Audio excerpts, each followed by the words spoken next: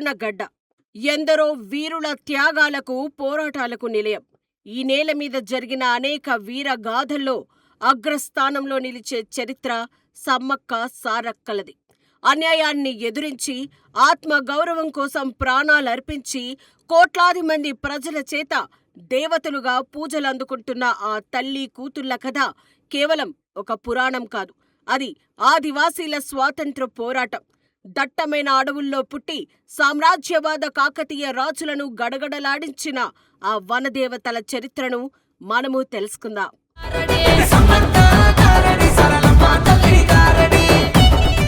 శతాబ్దాల క్రితం దట్టమైన అడవులతో నిండిన ఏటూరు నాగారంలోని మేడారం ప్రాంతం. అది కోయ జాతి ప్రజలు నివసించే గడ్డ. ఒకరోజు ఆ అడవిలో ఒక గిరిజన వేటగాడు వేటకు వెళ్లాడు. సాయంత్రం అవుతున్న సమయం. ఒక పులి గుహ దగ్గర అతనికి కళ్ళు చెదిరే దృశ్యం కనిపించింది. భయంకరమైన పులుల మధ్య ఒక పసిపాప నిర్భయంగా ఆడుకుంటోంది. ఆ పాప ముఖంలో ఏదో తెలియని అసాధారణమైన తేజస్సు ప్రకాశిస్తోంది. అది చూసి ఆ వేటగాడు ఆశ్చర్యపోయాడు. ఆ తర్వాత ఆ పాపను అడవి తల్లి వరప్రసాదంగా భావించి తన గూడేనికి తీసుకెళ్లాడు. ఆ చిన్నారికి సమ్మక్క అని పేరు పెట్టారు. సమ్మక్క అంటే శక్తి స్వరూపిణి అనే అర్థం.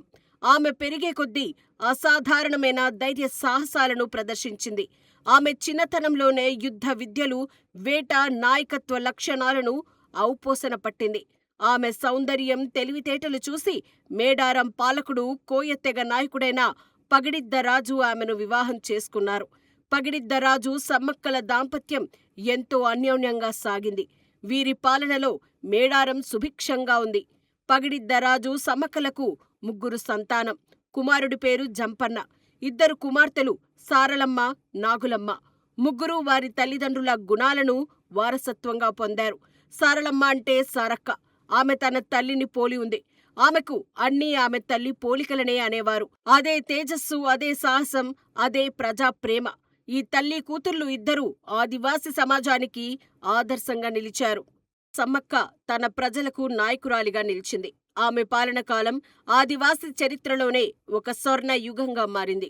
ఆమె కేవలం పాలకురాలు మాత్రమే కాదు, ప్రజలకు కష్టం వస్తే తల్లిలా, శత్రువు వస్తే కాలిలా సమ్మక్క ముందుండేది. సమ్మక్క తన ప్రజలకు న్యాయపరమైన పాలన అందించింది. ఆదివాసీ సంస్కృతి, సంప్రదాయాలతో పాటు అడవిలో దొరికే అన్ని వనరులను ఆమె కాపాడింది. తెగల మధ్య సామరస్యాన్ని పెంచింది. ప్రకృతి పూజలను, పర్యావరణ సంరక్షణను ఎంతగానో ప్రోత్సహించింది. తన పరిపాలన కాలంలో మేడారం సుఖ సంతోషాలతో వర్ధిల్లింది. ధర్మం, సత్యం, న్యాయానికి సజీవ ప్రతీకగా సమ్మక్క నిలిచింది. అయితే 13వ శతాబ్దంలో కాకతీయ సామ్రాజ్యం ఓరుగల్లు కేంద్రంగా విస్తరిస్తోంది. ప్రతాపరుద్రుడి పాలనలో సామ్రాజ్య విస్తరణ కాంక్ష అడవి బిడ్డల వరకు పాకింది. కాకతీయ రాజులు తమ సామ్రాజ్యంలోని అన్ని ప్రాంతాల నుంచి పన్నులు వసూలు చేయాలనుకున్నారు. అలా కాకతీయ సామ్రాజ్య అధికారులు మేడారం చేరుకుని పన్నులు కట్టాలని హుకుం జారీ చేశారు. అయితే ఆ ప్రాంతం వరుసగా 4 ఏళ్ల పాటు కరువు కాటకాలకు గురైంది. అయినా సరే ప్రతాపరుద్రుడు పన్ను కట్టాల్సిందేనని ప్రజల్ని హెచ్చరించడంతో కోయదొరలు దాన్ని వ్యతిరేకించారు.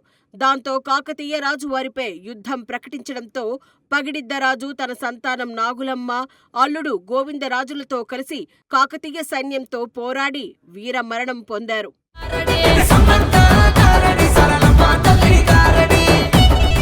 ఇదిలా ఉంటే కాకతీయ అధికారుల అణచివేత రోజురోజుకు పెరుగుతూ వచ్చింది. వారు గ్రామాలను లూటీ చేశారు. ప్రజలను చిత్రహింసలకు గురిచేశారు. మహిళలను అవమానించారు. దీంతో అడవి బిడ్డల తరపున నిలబడిన సమ్మక్క, మేము అడవి బిడ్డలం, ఈ భూమి మాది, కరువులో ఉన్న మా దగ్గర బంగారం ధనం ఆశించడం న్యాయం కాదు, మేము పన్ను కట్టం అని కాకతీయ అధికారులకు తెగేసి చెప్పింది. కాని కాకతీయ అధికారులు ఆమె మాట వినలేదు. వారు బెదిరింపులకు దిగారు. కాని సమ్మక్క లొంగలేదు. చివరకు ఓర్పు నశించిన సమ్మక్క అమ్మవారి ఉగ్ర రూపం దాల్చింది. తన ప్రజలను ఏకం చేసింది. ఈ భూమి మనది, ఈ అడవి మనది, మన గౌరవం మనది, మన స్వాతంత్రం మనది, బానిసలుగా బతకడం కంటే పోరాడి చావడమే మేలని తన ప్రజలకు పిలుపునిచ్చింది. తన పిలుపుతో లక్షలాది మంది ఆదివాసీలు యుద్ధానికి సిద్ధమయ్యారు. కోయ, కొండారెడ్డి, లంబాడి, ఇతర తెగల ప్రజలు సమ్మక్క వెంటే నడిచారు. ఈ యుద్ధంలో సారలమ్మ తన తల్లి పక్కనే ఓ యోధురాలిగా నిలబడింది.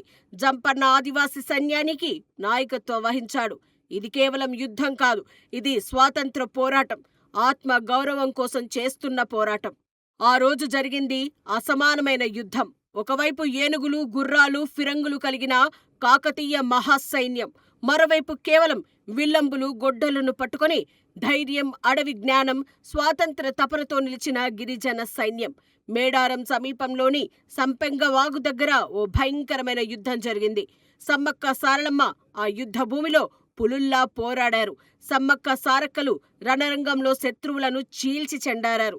వారి యుద్ధ పటిమ చూసి కాకతీయ సైన్యం సైతం ఆశ్చర్యపోయింది. జంపన్న వీరత్వం చూసి శత్రుమూకలు భయపడ్డాయి. కాని శత్రువుల సంఖ్య ముందు జంపన్న వీరత్వం నిలవలేకపోయింది. చివరికి ఈ యుద్ధంలో జంపన్న వీరమరణం పొందాడు. తన కుమారుడి మరణం చూసిన సమ్మక్క కాళిక అవతారం ఎత్తింది.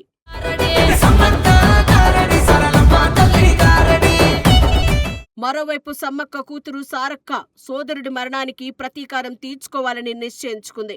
ఆమె శత్రువులపై పులిలా దూకింది. ఆమె ధైర్య సాహసాలు చూసి శత్రుముఖ హడలిపోయింది.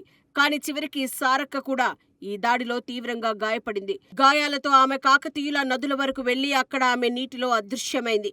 ఆ నది సారక్క రక్తంతో ఎర్రగా మారింది.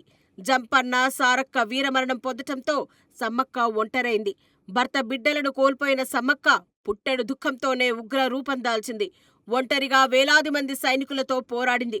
చివరికి శత్రువుల దొంగ దెబ్బకు తీవ్రంగా గాయపడింది.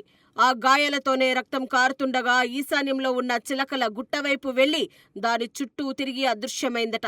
కోయదొరలు ఆమె కోసం వెతుక్కుంటూ అక్కడికి వెళ్తే ఆ గుట్ట మీద ఓ నెమలి నార చెట్టు దగ్గరున్న పుట్ట వద్ద ఓ కుంకుమ భరిణె కనిపించిందట. అంతలోనే కుతంత్రాలతో సాధించిన రాజ్యం వీరభోజ్యం కాదని, ఈ గడ్డపై పుట్టిన ప్రతి వ్యక్తి వీరుడిగానే రాజ్యాన్ని సంపాదించాలని, ఆ స్థలంలో గద్దె కట్టించి 2 ఏళ్లకోసారి ఉత్సవం జరిపితే భక్తుల కోరికలు నెరవేరుతాయని ఆకాశవాణి మాటలు వినిపించడంతో ఆ కుంకుమ భరిణే అమ్మ ప్రతిరూపంగా భావించి దాంతోనే వెనుదిరిగారట కోయదొరలు. ఆ తర్వాత అమ్మ యుద్ధ రీతిని, యుద్ధ సమయంలో తన సైనికులు చేసిన తప్పిదాల్ని తెలుసుకున్న ప్రతాపరుద్రుడు సమ్మక్క భక్తుడిగా మారి మేడారం జాతరను ప్రారంభించినట్లు తెలుస్తోంది.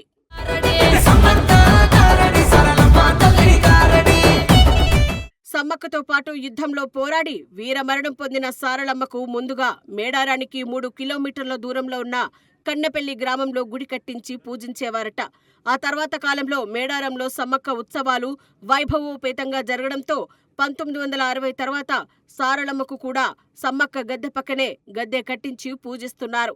అలా అప్పటి నుంచి మేడారం జాతరగా, సమ్మక్క సారలమ్మ జాతరగా ప్రసిద్ధి పొందింది ఈ గిరిజన జాతర. సాధారణంగా మనం వెళ్లే దేవాలయాల్లో, జాతరల్లో ఉత్సవమూర్తుల్ని దర్శించుకుంటాం.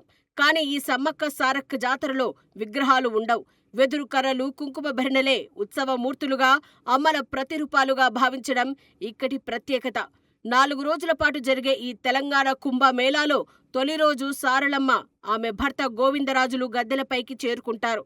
ఈ క్రమంలో సారలమ్మను కన్నెపల్లి గ్రామం నుంచి మేళతాళాల నడుమ ఊరేగింపుగా తీసుకొస్తారు. ఆ సమయంలో భక్తులు కోరికలు కోరుతూ సాష్టాంగ నమస్కారం చేస్తుంటే పూజారి వారిపై నుంచి నడుచుకుంటూ వెళ్తారు. ఈ ఘట్టంతో వారి జీవితం ధన్యమైనట్లుగా భావిస్తారు భక్తులు. జాతరకు 2 రోజుల ముందే కొత్తగూడ మండలం పోనుగుండ్లలోని మరో పూజారి బృందం సమ్మక్క భర్త పగిడిద్దరాజుతో బయలుదేరుతుంది.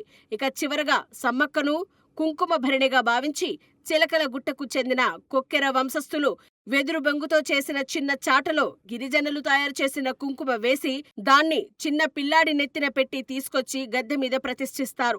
ఆ సమయంలో అధికారిక లాంఛనాలతో 10 రౌండ్ల పాటు గాల్లోకి కాల్పులు జరుపుతారు. ఈ సమయంలో కోర్కెలు కోరుకుంటే అవి తప్పకుండా నెరవేరుతాయనేది భక్తుల నమ్మకం. ఇలా గద్దెలపై కొలువుదీరిన అమ్మలను దర్శించుకోవడానికి భక్తులు పోటీ పడుతుంటారు.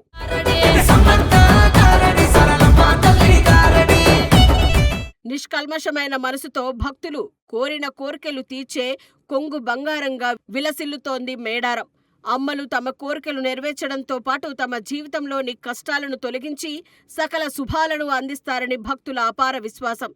మేడారం జాతరలో భాగంగా ముందుగా జాతరకు వెళ్లే దారిలో గట్టమ్మ తల్లి దేవాలయం వద్ద ఆగి ఆ అమ్మను దర్శించుకుంటారు భక్తులు. ఇలా చేస్తే తమ యాత్ర ఎలాంటి ఆటంకం లేకుండా సాగిపోతుందనేది భక్తుల నమ్మకం. ఆ తర్వాత మేడారం చేరుకుని అక్కడి జంపన్న వాగులో పుణ్యస్నానాలు చేసి భక్తులు ఆపై అక్కడే వాగుకు పసుపు కుంకుమలతో పూజలు చేస్తారు. తాము కోరుకున్న కోరికలు నెరవేర్చితే ఒడిబియ్యం పోస్తామని, ఎదుర్కోళ్లు చేస్తామని, బండ్లు కట్టుకు వస్తామని, అమ్మవారి రూపంలో వస్తామని, గాజులు రవికలు సమర్పిస్తామని, నిలువెత్తు బంగారం అంటే బెల్లం సమర్పిస్తామని భక్తులు మొక్కుకుంటారు. ఇలా గిరిజన సంస్కృతి సంప్రదాయాలకు అద్దం పెట్టే ఈ వేడుకలో చెంచులు, వడ్డెరలు, కోయలు, సవరలు, గోండులు తదితర గిరిజన తెగలతో పాటు మహానగరవాసులు, దేశ విదేశీయులు పాల్గొని అమ్మల్ని మనసారా సేవించుకుంటారు.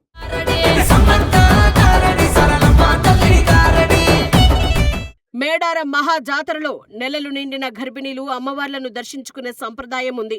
సమ్మక్క సారలమ్మలపై ఉన్న భక్తి భావంతో కొందరు మేడారంలోనే ప్రసవం కావాలని కోరుకుని మరీ వస్తూ ఉంటారు. వీరిలో కొందరు జాతరలోనే బిడ్డలకు జన్మనిస్తారు.